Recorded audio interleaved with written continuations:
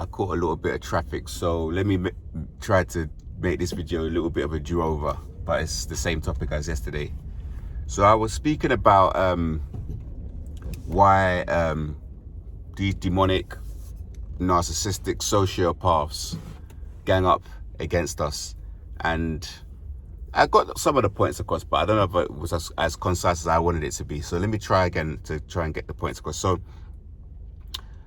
we're in a spiritual battle right now, and what it is obviously, not obviously, but people, they don't realize which side they're on.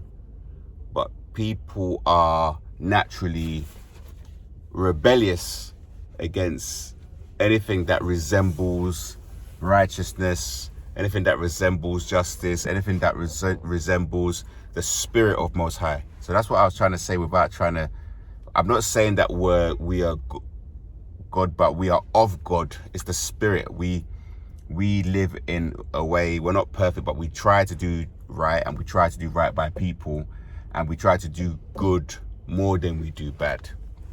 Now, these cretins, these sociopaths, actually deep down, they know that we have value. They know that we have a lot to offer. They know we have empathetic spirits. Now, even if an empath is walking down the street on a busy high street like now, you see homeless people, drug addicts coming up to them, asking them for money.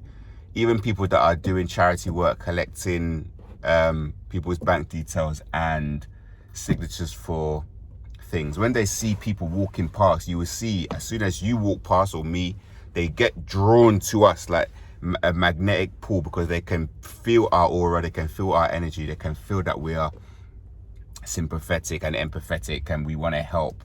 And this is something that we have to train ourselves to sometimes be more selfish and be like very much intracellular, like being in yourself, in your body, and not looking around for validation, but just, you know, being focused on where you're going. Do conscious walking, like breathing and, you know, counting your steps and going where you're going and being confident in that. Now, when you're in the gym, when you're in social places and these characters are ganging up on you, you have to remember that they need validation.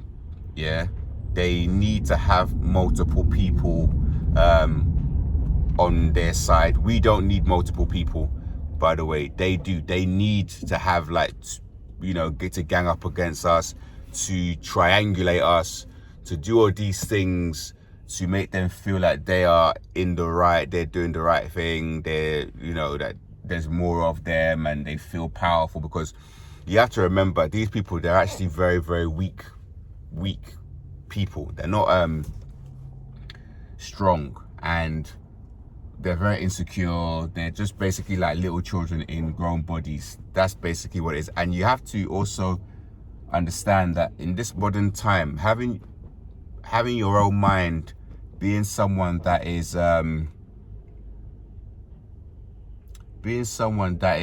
independent, is looked down upon. Like, you have to be a part of a group, you have to be popular, you have to have clout, you have to have some sort of status or fame for people to respect you. But really, if you're an independent thinker, you don't need people, you know, walk to the beat of your own drum, you will be hated for that. That's basically what empaths are. You're someone that's independent, and you're punished for being an independent thinker. You're punished for being your own person. You're literally punished for being someone who wants to live life the way they want to live life, basically, which is basically someone who is in control of their own destiny, someone that can manifest their ideas from their brain into this physical 3D realm. They will try everything to block you, to stop your purpose, to keep you in this fear, to keep you low vibrating, to keep you away from who you want to be, to keep you away from all those things. So that's kind of what I wanted to say. There is fewer of us, yes, I was saying that in the last video, but the main thing is there's something called recruitment by proxy, Whereas a narcopath or narcissistic person with high narcissistic traits will group up, will gather people against us, to fight against us, to make us feel the spirit of rejection, to make us feel small, to make us feel disheartened to go for our goals, to make us feel not loved, not wanted. Yeah, to make us basically feel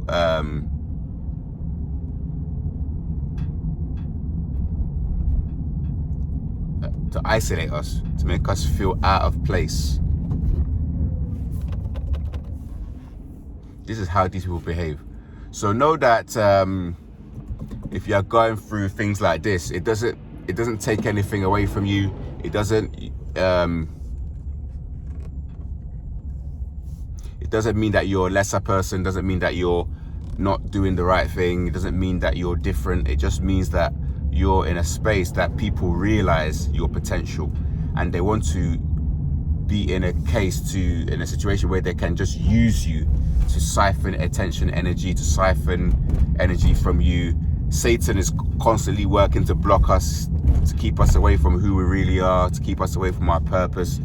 Satan doesn't need to pull people onto his side that are already on his side. What he's got to do is, because they know who we are in the spiritual realm, he needs to stop us from realizing how bright we are. He needs to make us feel, that we're so small, we're unimportant, we're not loved, we're rejected. He has to isolate us so we think that it's just us against the world.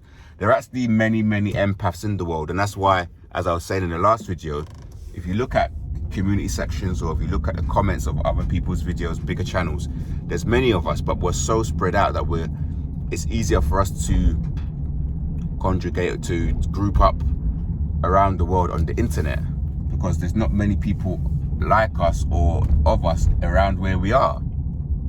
There's more narcs. Most people nowadays are narcs because of social media, because the fact that a lot of people are having parents that are having children, and they haven't done their own internal work, their own shadow work. They haven't healed from their own trauma, and they're bringing in children. They're doing exactly the same thing. I mean, I skate with where I go. There's a lady there who has 2 children, and I can see already an enmeshment taking place with her and her daughter. And her daughter is maybe 9 years old, and the daughter is always getting her attention, always sitting on her, always being around her. It's kind of how I have a sibling that's that in my family, where the child is actually spoiled, but the child is also codependent with the parent. So the parent is there spoiling the child, but the parent is actually getting something from that relationship. So the child would she'll look at the daughter and she might pull her face at someone. The daughter copies her and pulls her face at the person. So the child was even attacking me one time. So what you will find is these parents are creating narcissists or sociopaths by the way they are raising these kids in an unhealthy way, teaching them to have unhealthy attachment styles, teaching them that they're, giving them everything they want, spoiling them, not making them understand that, about object constancy, all these sort of things. So that is the reason, but that is the main reason I wanted to talk about today. I wanted to just get a few more points on. That's why they gang up against us. They know that you're, an independent thinker. They know that you have a light. They know that we're on opposite teams. They do recruitment by proxy. They get more people because they know they need more people to fight against you, because you are more powerful than them. Just for the fact that you're your own person. You don't need to be in a big group. You can enjoy your own space, your own company. Narcs and these sociopaths, they have like a very negative internal dialogue, which we can sometimes suffer from that because of the bullying, and we have to find ways to cope with our sort of childhood trauma, or from our our lives where we're constantly attacked, constantly bullied, gang stalked. So that can create a negative outlook on things. So you have to try and stay positive and keep going. But yeah, I wanted to make another video that just touched on some more points. So yeah, hope that helps someone. Peace. Bye.